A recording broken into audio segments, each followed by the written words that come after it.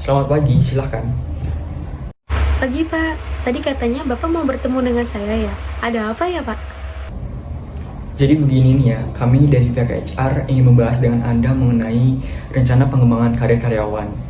Nah, fokus utama kita di tahun ini adalah mengembangkan kompetensi karyawan dengan program pelatihan, seperti itu. Oh, tentang pengenalan program pelatihan. Kira-kira ada pelatihan apa aja ya Pak? Jadi kami melihat ada beberapa area yang mungkin kita bisa kembangkan secara bersama-sama. Misalnya keterampilan untuk manajemen proyek, kepemimpinan, dan juga komunikasi yang efektif.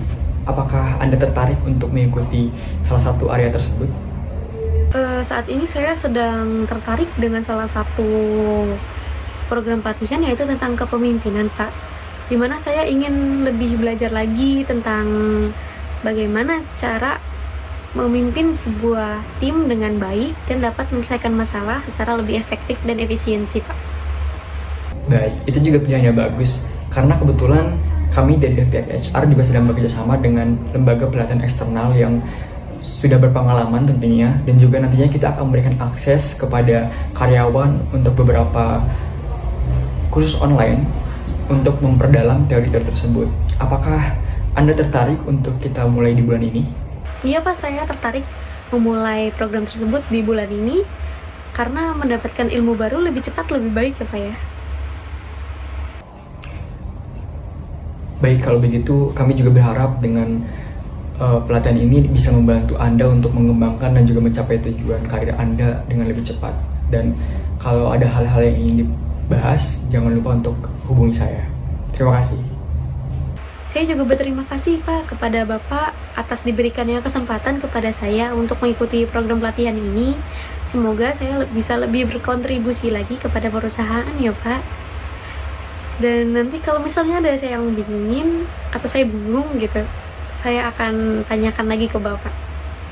Terima kasih waktunya Pak. Salah satu artikel jurnal internasional yang membahas kontribusi pelatihan dan pengembangan karyawan terhadap kinerja dan daya saing perusahaan adalah Employees Training and Development Contribution to the Company Performance and Competitiveness.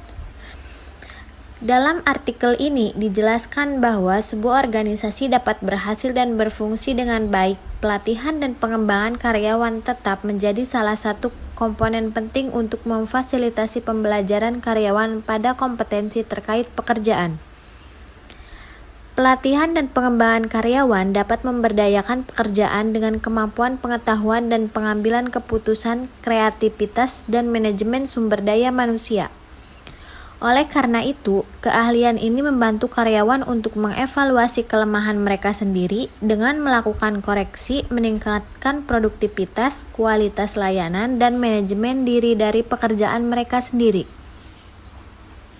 Selain itu, hasil penelitian menunjukkan bahwa perusahaan yang melatih karyawannya cenderung memiliki keunggulan kompetitif yang lebih besar di pasar daripada perusahaan yang tidak melatih.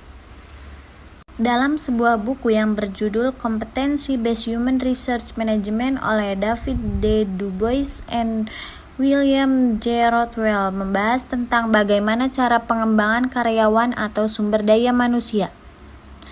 Pembahasan mengenai pengembangan karyawan terdapat pada bab 9 yang berjudul Competency Based Employee Development atau bisa disebut sebagai pengembangan berbasis kompetensi. Langsung saja kita lihat ada pembahasan apa saja di bab ini. Dalam poin ini dijelaskan bahwa pengembangan karyawan ini sangat beragam dan telah menjadi sesuatu yang menarik bagi banyak inisiatif yang dimaksudkan untuk meningkatkan kinerja karyawan dan organisasi. Pada halaman ini dijelaskan bahwa ada kesulitan yang dihadapi dalam mendiskusikan, merencanakan, mengimplementasikan, dan memelihara inisiatif pengembangan karyawan adalah bahwa orang memiliki gagasan yang berbeda tentang sifat pengembangan karyawan, prioritasnya dalam organisasi dan tujuan, desain, implementasi, dan penerapannya relatif terhadap sumber daya manusia lainnya.